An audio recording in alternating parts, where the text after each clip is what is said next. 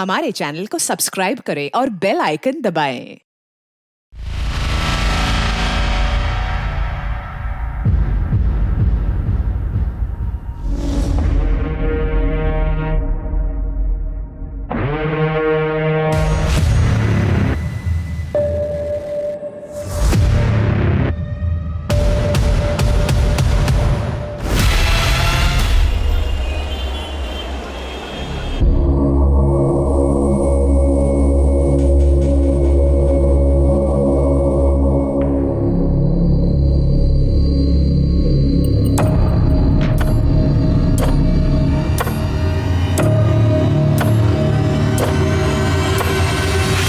अतुल, तुम यहाँ क्या कर रहे हो? अरे तुम्हें शर्म नहीं आ रही क्या? मैं तुम्हारे दोस्त की बहन हूँ। नहीं, मुझे लगा ये प्रवीण का कमरा है इसलिए मैं। अच्छा, बेवकूफ समझ के रखा है मुझे? हाँ, तुम्हें पता नहीं दादा का कमरा कौन सा है? छूना क्यों? छुआ मत मुझे, दूर रहो मुझसे, दूर रहो मुझसे। क्या हुआ? दादा, मैं कपड़े चेंज कर रही थी और ये अतुल मुझे वहां से झांक झांक के देख रहा था। मोनिका, तुम्हें ठीक से दरवाजा लगाना चाहिए था ना। दादा, मोनिका देखो, इस पे गुस्सा होने की जरूरत नहीं है। अरे होने वाला पति है तुम्हारा, और वैसे भी नेक्स्ट ईयर इसके साथ शादी होने वाली तुम्हारी। एक मिनट, नेक्स्ट ईयर क्या? मेरी इससे शादी नेक्स्ट जन्म में भी नहीं हो सकती। मोनिका दादा प्लीज। मोनिका मेरी बात।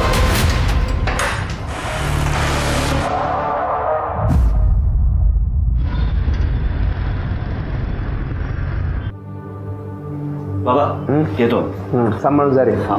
अरे अभिजीत, अरे घर का राशन खत्म हो गया है और लाइट का बिल भी नहीं भरा अभी तक। प्लीज थोड़े पैसे दे दो। इससे पैसे ले लेना। इस महीने का सारा खर्चा मैंने इसे पहले से ही दे दिया। क्या? पैसे? वो ना एक्चुअली सारे पैसे मैंने दोस्त के साथ एक स्कीम में इन्वेस्ट कर दिए। क्या? फिर किसी वाहियात काम में पैसे बिगाड़े होंगे तूने। बाबा, आप लोग को कुछ पता है कि ये क्या करती है, कहाँ जाती है? बस अपने दोस्तों के साथ पार्टी और मजे करने में मेरे पैसे बर्बाद करती रहती है। आपके पास कोई हिसाब है? मैं आज के बाद पैसे नहीं देने वाला। अरे लहा नहीं थी, नादानी में गलतियां होती है। तू तो तिचे मागे से लगलस, कुछ कर रही है ना वो। ऐसे में कभी फायदा कभी नुकसान होता है। तू क्या चाहता है, ये नकारी बैठी रहे? ये सिर्फ नुकसान करवा सकती है, और मैं अपने मेहनत के पैसे इस तरह से बर्बाद होते हुए नहीं देख सकता। शोभा, अभिजीत सही बोल रहे हैं। मुझे बताओ, तुम कब तक कविता की गलतियों पर पर्दा डालती रहोगी? लगता है गांव की पुश्तैनी जमीन बेचकर ही गुजारा करना पड़ेगा अभी। जो करना है कर लो, पर आज के बाद मैं पैसे नहीं देना। अब तो घर जाने को भी डर लगता है। वही चिक चिक अनाप शनाप खर्चे, मेरी थोड़ी बहुत सैलरी भी कम पड़ जाती है। मैं कुछ मदद करूँ क्या? देख मोनिका, तुम अमीर हो, पर मैं इतना भी गरीब नहीं कि तेरे भाई से मदद लूँ। एटलीस्ट मेरी ये खुददारी प्लीज बची रहे। हाँ, लेकिन उस घर से मैं कंटाल गया हूँ। सोचता हूँ कि कहीं दूर चला जाऊँ। अभिजीत, तुम जहाँ भी जाओगे ना, मुझे साथ में लेकर जाओ प्लीज। लेट हो रहा है, हमें निकलना चाहिए ना। ठीक है, चल।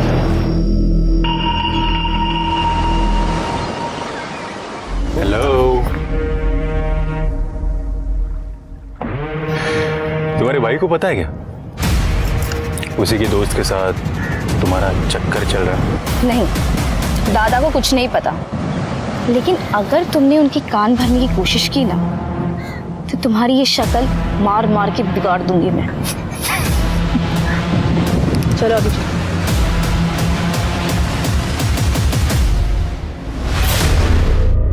नमस्कार, मैं सोनाली कुलकर्णी क्राइम पेट्रोल सतर्क के इस नए अध्याय में आपका स्वागत करती हूँ।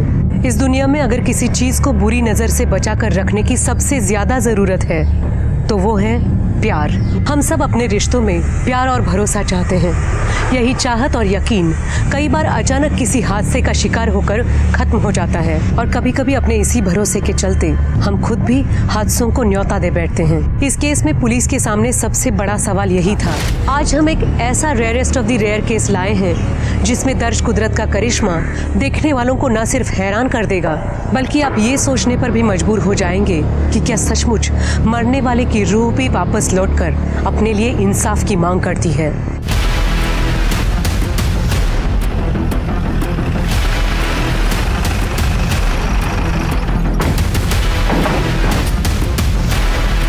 किधर है? अब इधर है।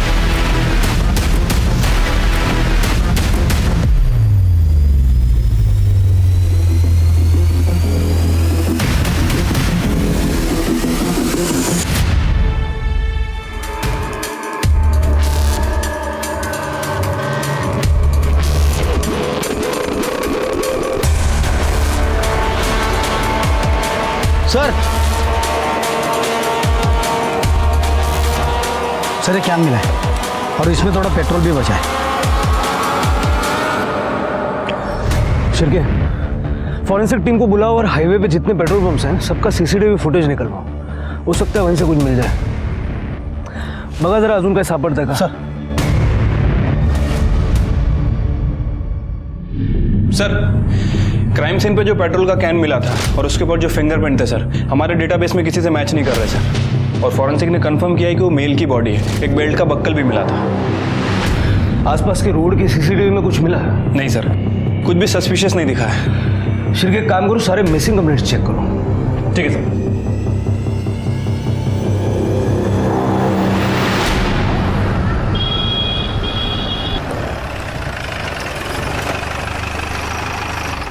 सर, जो डेड बॉडी हमें मिली थी उसकी पीएम रिपोर्ट आ गई सर। उसकी उम्र तकरीबन 25 से 30 साल के आसपास है सर। उसकी मौत 14 जनवरी को शाम को 4 बजे से 6 बजे के बीच में हुई है और मौत की वजह इलेक्ट्रिक शॉक बताई जा रही है। मतलब पेट्रोल डाल के जलाने से पहले उसकी मौत हो चुकी थी? Right sir. उसके चेहरे पे काफ़ी फ्रैक्चर भी है सर, मतलब वो मुंह के बल गिरा था। लेकिन सर उसके स्कल पे फ्रैक्चर क्यों है? अगर वो मुंह के बल गिरा था तो उसके सर के पीछे कैसे चोट लगी? और वैसे भी उसकी लाश हमें भारती नगर में मिली, जहाँ इलेक्ट्रिक शॉक लगने जैसा कुछ नहीं है। तो इसका मतलब है कि लाश को डिस्ट्रॉय करने के लिए वहाँ ले जाया गया था। तो सर इस बॉडी की एक किडनी भी गायब है। किडनी स्कैंडल भी हो सकता है। पिछले महीने हमने एक किडनी रैकेट पकड़ा था। काम करो सर, लाश के डीएनए सैंपल लेके जितने भी मिसिंग कंप्लेंट्स हैं ना, सबके रिलेटिव्स के डीएनए सैंपल्स लेके मैच करके देखो। हो सकता है इसकी पहचान करने में आसानी हो जाए। लेकिन सर ऐसे बहुत सारे कंप्लेंट्स हमारे पास हैं और ये बॉडी उसी में से किसी की है, ये पता लगाने में बहुत टाइम लग जाएगा। लेकिन डीएनए मैच हुए बिना पहचान करना भी मुश्किल होगा। हो सकता है एक और किडनी रैकेट का पर्दाफाश हो जाए। ठीक है सर।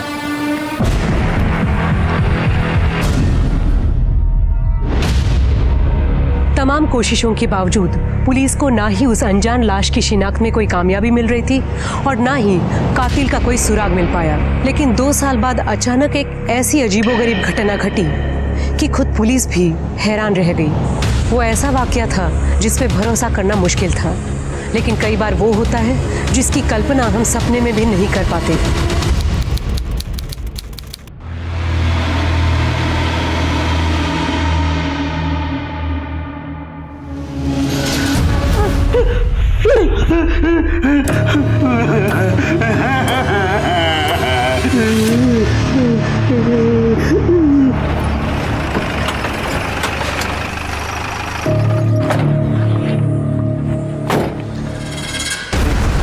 क्या रे?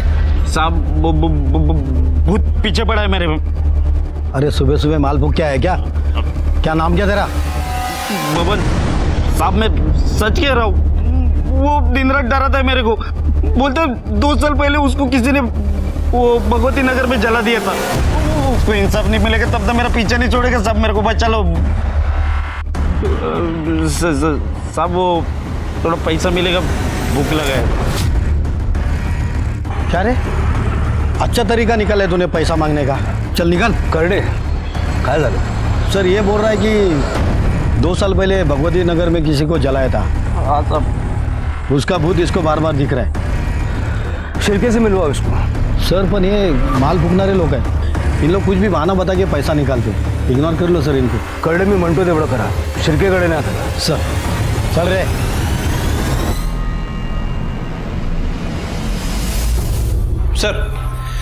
सर 2 साल पहले भगवती नगर में कोई जली हुई लाश नहीं मिली थी.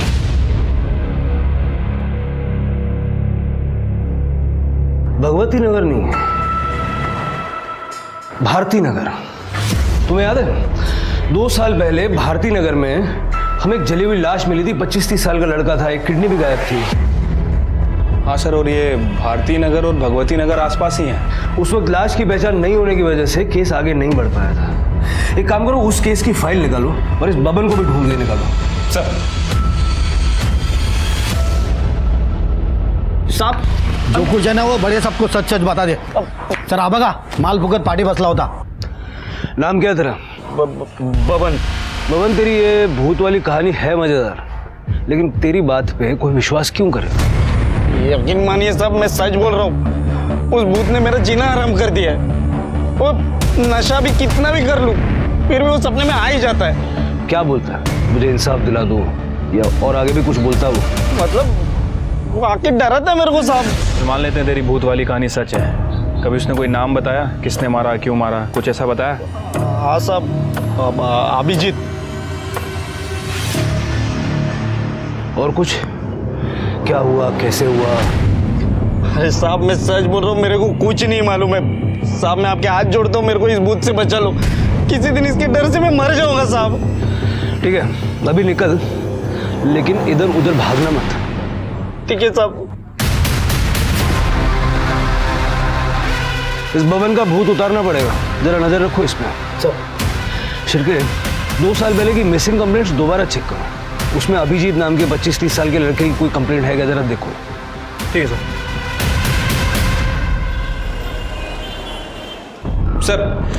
सर 2 साल पहले अभिजीत नाम के लड़कों की 4 मिसिंग कंप्लेंट दर्ज हुई थी. सर उसमें से 2 की उम्र महज 10 से 15 साल है और बाकी के 2 की उम्र 40 से 60 साल. सर मुझे लग रहा है कि हम इस नशेड़ी बब्बन की बातों को कुछ ज़्यादा ही सीरियस ले रहे हैं. मतलब सर ऐसा तो केवल फिल्मों में होता है कि लाश खुद सपने में आती है और उसे किसने मारा है खुद बताती है. बात तो तुम्हारी सही है शिरके, लेकिन इस अनसॉल्व्ड केस के लिए बबन की कहानी एक ब्लाइंड लीड की तरह है. मुझे नहीं लगता हमें चांस लेना चाहिए. एक लास्ट ट्राई करके देखते हैं ना. ठीक है सर, बताइए फिर क्या करना है. एक काम करो, भारती नगर में जहां हमें वो जली हुई लाश मिली थी ना, उसके 25 किलोमीटर के रेडियस में 25 से 30 साल की उम्र के अभिजीत नाम के जितने भी लोग हैं सबकी एक लिस्ट बनाओ. देखो उनमें से कोई मिसिंग है क्या. Okay sir. इतनी चक्कर क्यों डालते हैं?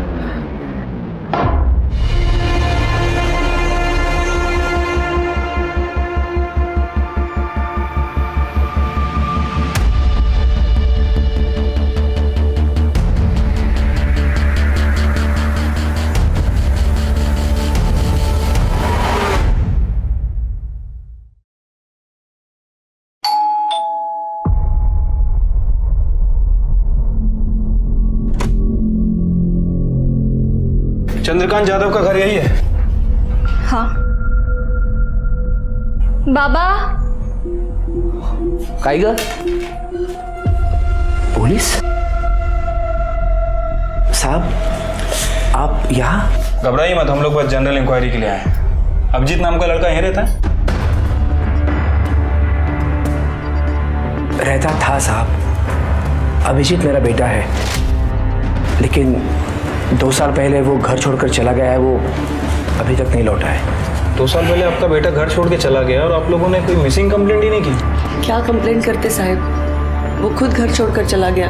फिर उसने एक मैसेज भी लिखा कि वो नहीं आएगा वापस. हमारा और उसका संबंध खत्म. उसके बाद हमने उसका फ़ोन भी ट्राई किया, लेकिन हमेशा बंद ही आया. साहब एक मिनट रुकिए.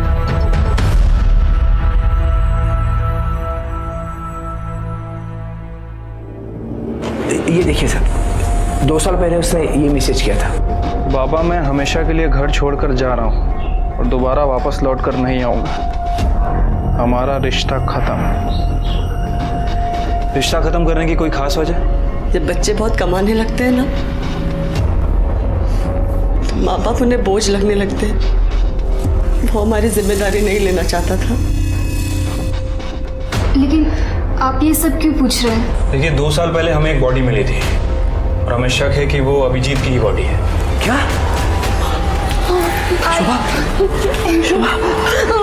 क्या बोलते हैं?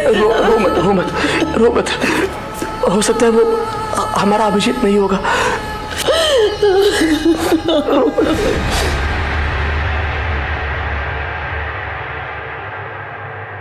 अभिजीत जाधव।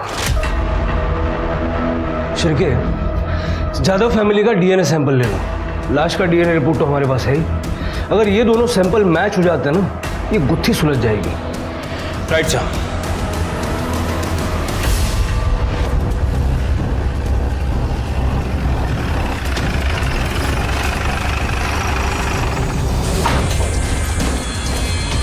कहाँ जा रहे हैं आप लोग?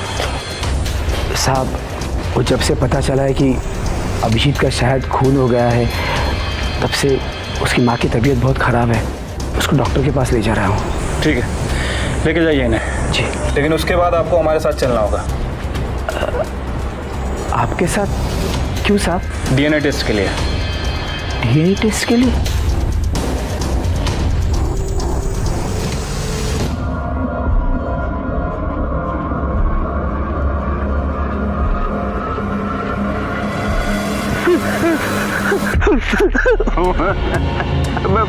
मुझे माफ कर दो, मेरा पीछे छोड़ दो। मैं जितना कर सकता था मैंने कर दिया है। अब इससे ज्यादा मैं पुलिस के सामने मुंह खोलूंगा तो खुद मुसीबत में फंस जाऊंगा।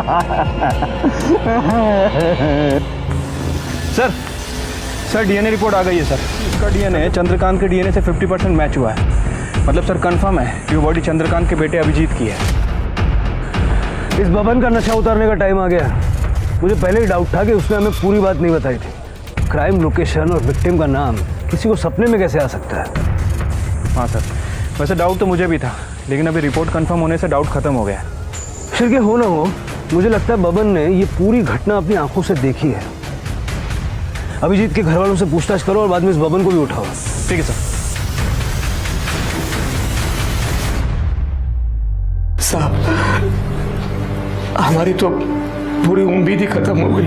अब तक तो ऐसा लगता था कि अभिजीत कभी ना कभी तो घर आ जाएगा। मैं तो उसका 2 साल से इंतजार करता रहा, अभी भी करता था साहब, लेकिन दुर्भाग्य से फोन ही आया, उसकी मौत की खबर आ गई साहब। हमने ऐसा क्या गुनाह किया था साहब कि भगवान ने ऐसी सजा दी कि हम अपने बेटे का अंतिम संस्कार भी नहीं कर पाए साहब। चंद्रकांत जी, संभालिए अपने आप। देखिए, हमने बॉडी की शिनाख्त करने की बहुत कोशिश की थी। फिर पीएम रिपोर्ट से हमें पता चला कि उस बॉडी की एक किडनी गायब है। तो हमें लगा कि शायद ये कोई किडनी रैकेट का मामला। नहीं साहब, कोई किडनी रैकेट का मामला नहीं था। दरअसल कुछ साल पहले मेरी एक किडनी खराब हो गई थी, तो साहब अभिजीत ने उसकी किडनी मुझे देकर मेरी जान बचाई थी साहब। अभिजीत की किसी के साथ कोई दुश्मनी, कोई लड़ाई, कोई झगड़ा? हमारा बेटा तो बहुत अच्छा लड़का था। कुड़ी होता तो उसकी किसी के साथ क्या दुश्मनी हो सकती है? चल बैठ नीचे। बबन, तुझे जो जो पता है सब कुछ बता दे, वरना जो तरीका हम अपनाएंगे ना, तेरे पीछे जो भूत पड़ा हुआ है ना, वो भी डर जाएगा। हाँ, मैं सच बता रहा हूँ, मेरे को जितना मालूम था मैंने सब बता दिया। जब ये कुछ बताने के लिए तैयार हो जाना, तब इसको मेरे सामने लाना। तब तक इसकी खातिरदारी करो। सब नहीं साहब, नहीं, मैं बताता हूँ, सब बताता हूँ साहब। ये वो 2 साल पहले की बात है। मैं वो बाद में वो लोग कार में बैठ के चले गए साहब। शक्ल देखी थी उनकी? गाड़ी कौन सी थी, कुछ याद है? नहीं साहब, चेहरे तो उनके ढके हुए थे, और वो गाड़ी बिड़ी का मेरे को कुछ नहीं समझता है। 2 साल बाद तुझे पुलिस के पास आने की क्या सूझी? पहले क्यों नहीं बताया? और ये अभिजीत की लाश सपने में आके डराती है, बताती है, ये सब नाटक करने की क्या जरूरत थी? वो ऐसा हुआ कि वो लोग जाने के बाद उस दिन मैंने नजदीक जाके देखा था साहब। अगर तूने कुछ किया नहीं था तो तुझे डरने की क्या जरूरत थी? साहब, अगर मैं आप लोगों को ये बता देता कि वो लाश को जलाने का मैं गवाह हूँ, तो आप लोग तो मेरे को ही पकड़ के पूछताछ करते ना। और ऊपर से ये कांड जो लोग ने किया था वो लोग भी मेरे जान के पीछे पड़े जाते। इसके लिए मैंने आप लोगों को आधा ही बात बताया है। सर, ये अभिजीत के बारे में कुछ इन्फॉर्मेशन मिली है सर। एक कंपनी में सेल्स मैनेजर था, लेकिन उसने जॉब नहीं छोड़ी थी। जादव फैमिली के बारे में पूछताछ की? हाँ सर, उसकी बहन कविता के बारे में पूछताछ की है सर। उनका कहना है कि काफ़ी अय्याश किस्म की लड़की है, पैसे काफ़ी उड़ाती थी, देर रात तक घर से बाहर रहती थी, घर का सारा खर्चा अभिजीत ही चलाता था। और इस बात को लेकर दोनों भाई बहनों में काफ़ी लड़ाई हुआ करती थी। लेकिन सर, अभी तक इस कविता के खिलाफ कुछ सस्पिशियस नहीं मिला है। सर, कि कोई तो ऐसा होगा जिस पर शक हो। सर, एक जरूरी बात पता चली है। हमने अभिजीत के 2 साल पुराने कॉल रिकॉर्ड चेक किए। उसमें एक नंबर मिला है जिस पे वो लगातार बात करता था। सर, ये देखिए, ये नंबर किसी मोनिका देशमुख के नाम पर रजिस्टर्ड है। हमने उसकी लेटेस्ट लोकेशन भी पता किया, और ये मोनिका और अभिजीत दोनों एक ही कॉलेज से पास आउट हुए 2012 में। सर, और एक बात, ये दोनों देर रात तक बात करते थे। सर, अभिजीत की मोबाइल की आखिरी लोकेशन करवे नगर की थी। करवे नगर से भारती नगर 10 किलोमीटर की दूरी पे, जहाँ पर हमें अभिजीत की लाश मिली थी। जरा पता करवाओ, ये अभिजीत करवे नगर क्या करने गया था? सर, शिरके, ये मोनिका और अभिजीत का लेट नाइट बातें करना इस केस का इंपॉर्टेंट एस्पेक्ट हो सकता है। हो सकता है यहीं से कोई बड़ी लीड मिल जाए। इस मोनिका से बात करनी पड़ेगी।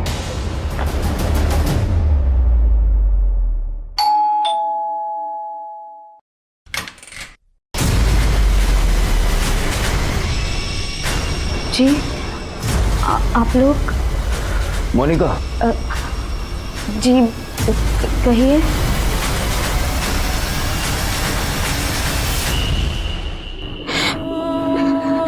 मुझे अभी भी यकीन नहीं हो रहा कि अभिजीत इस दुनिया में नहीं रहा।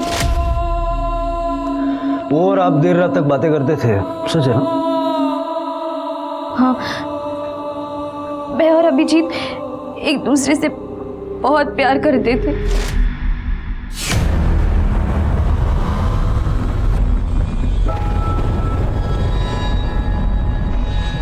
मोनिका, तुम यहाँ? और ये सामान? मैंने अपना घर छोड़ दिया है। पर इससे तो प्रवीण और भी नाराज हो जाएगा। अब चाहे जो भी हो जाए अभिजीत, मैं यही रहूंगी। और तुमने मुझसे शादी का प्रॉमिस किया था, उसका क्या हुआ? हाँ मोनिका। देखो अभिजीत, मोनिका, अगर तुम दोनों शादी करना चाहते हो तो कर सकते हो, हमें कोई एतराज नहीं है। हो ना? मोनिका, मोनिका, मोनिका, तुझे अपने घर की इज्जत का जरा भी ख्याल नहीं? चल मेरे साथ। उसके बाद सब ठीक हो गया था। प्रवीण दादा को भी अभिजीत से कोई प्रॉब्लम नहीं थी। वो हमारी शादी भी कराने वाले थे, पर फिर अभिजीत कहीं चला गया। लेकिन मैंने सपने में भी नहीं सोचा था कि उसका कोई खून कर देगा।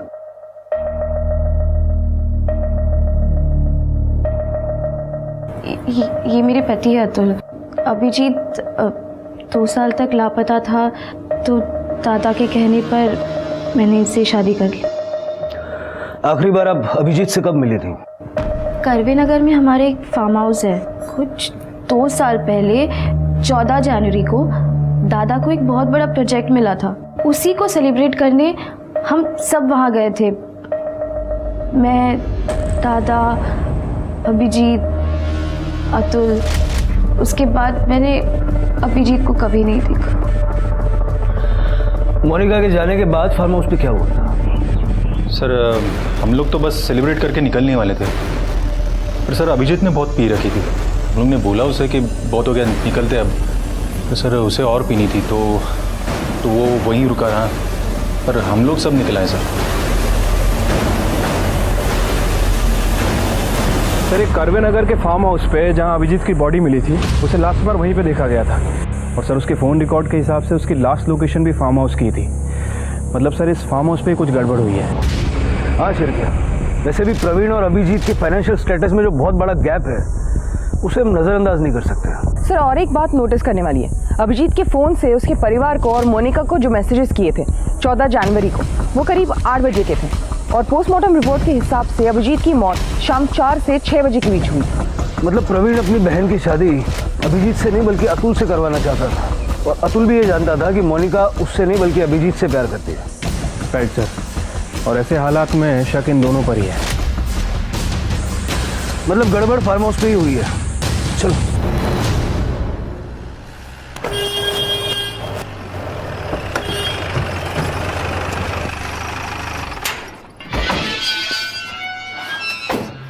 देशमुख फैमिली का फार्म हाउस है नहीं? हाँ सब।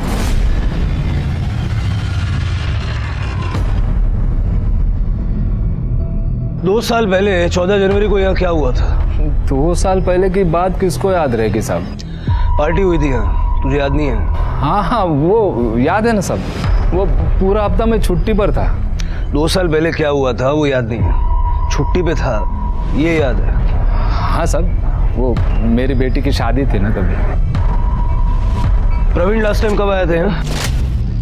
वही 2 साल पहले साहब। वो आए और बोले फार्म हाउस बंद कर दो, उसके बाद से तो कोई नहीं आया सर। हाँ पर मुझे मेरी चौकीदारी की पगार मिल जाती है सर। तलाशी लेनी है मैं यहाँ की। हाँ सब लीजिए ना। बघा सगळीकडे।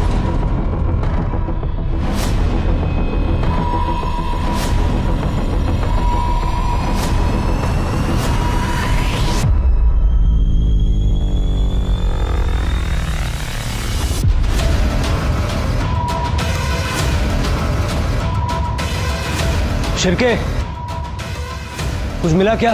नहीं सर, यहाँ बहुत सारी शराब की बॉटल्स हैं। लगता है यहाँ पे रेगुलर पार्टीज होती थी।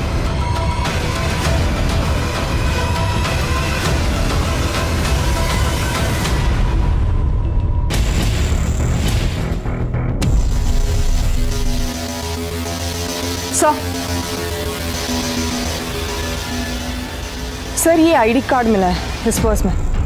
अभिजीत जाधव।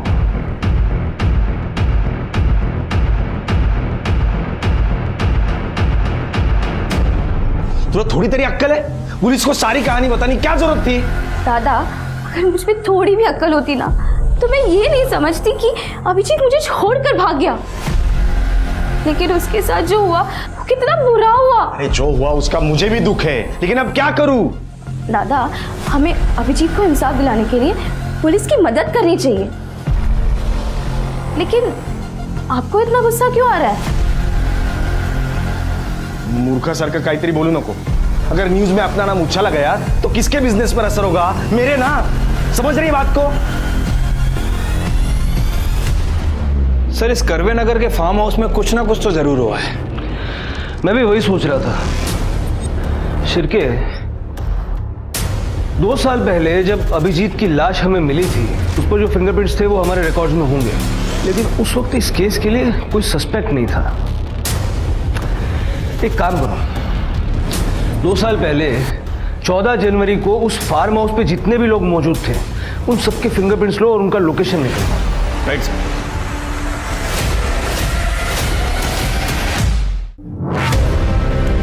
सर अभिजीत हमारा दोस्त था सर। उस दिन से उसका गायब होना, फिर उसकी मौत की खबर सुनकर हम भी बड़े दुखी है सर। सर उस दिन फार्म हाउस से हम लोग निकल गए थे, वो अकेला ही था। कौन कहाँ था ये तो जल्दी पता चल जाएगा।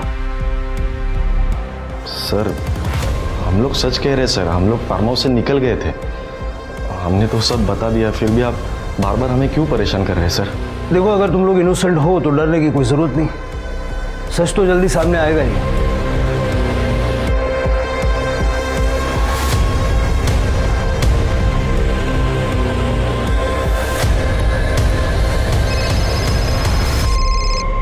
हाँ शिरके।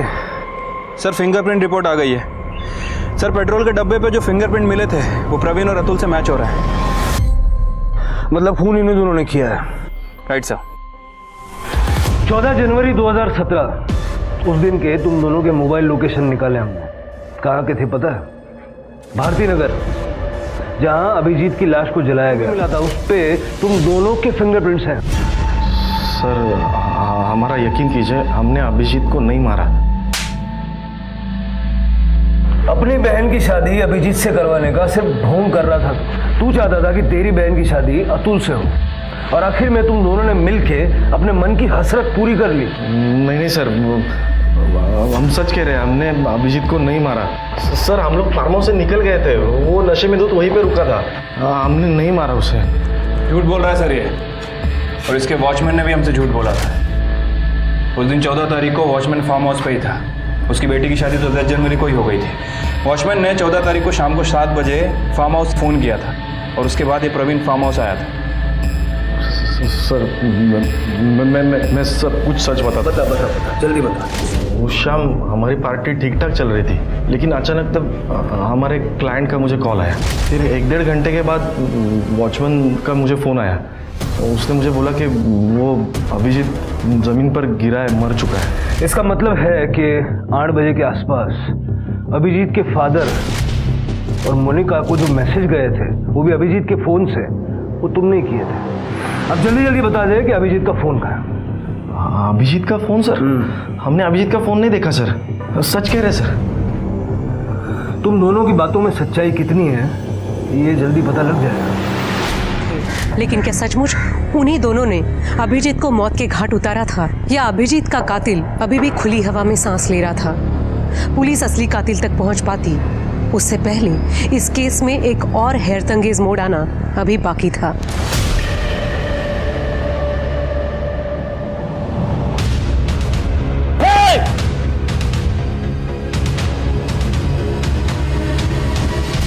सर मैंने कुछ नहीं किया सर।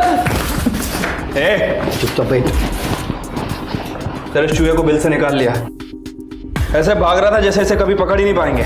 सिरके इसके घर की अच्छे से तलाशी लो। अभिजीत के केस से जुड़ी कोई भी चीज हो ढूंढ निकालो। देखते हैं कब तक सच छुपाता है। ठीक है सर।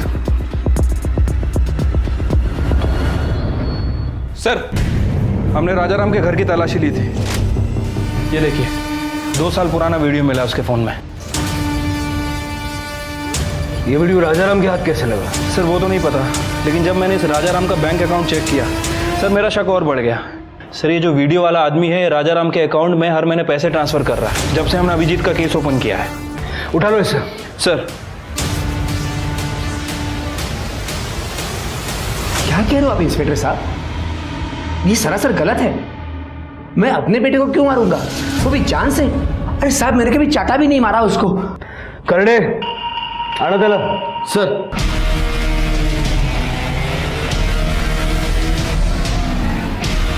राजाराम, इस राजाराम के अकाउंट में गलती से पैसे चले गए।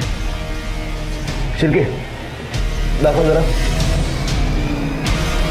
ये देखो ये वीडियो 2 साल पहले 14 जनवरी को शाम के 5:15 बजे करवे नगर के एक फार्म हाउस की। क्या कर रहे थे वहां? मैं कहीं नहीं गया था।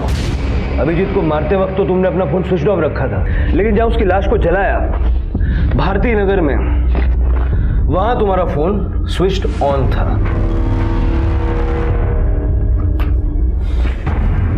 और एक और बात जो तुम हमें बताना भूल गए लेकिन हमने पता लगा लिया, अभिजीत तुम्हारी पहली बीवी का बेटा है, शोभा का नहीं, इसलिए हटाया ना उसे रास्ते से। अब सीधे सीधे बताओगे या अपने तरीके से उगलवाएं?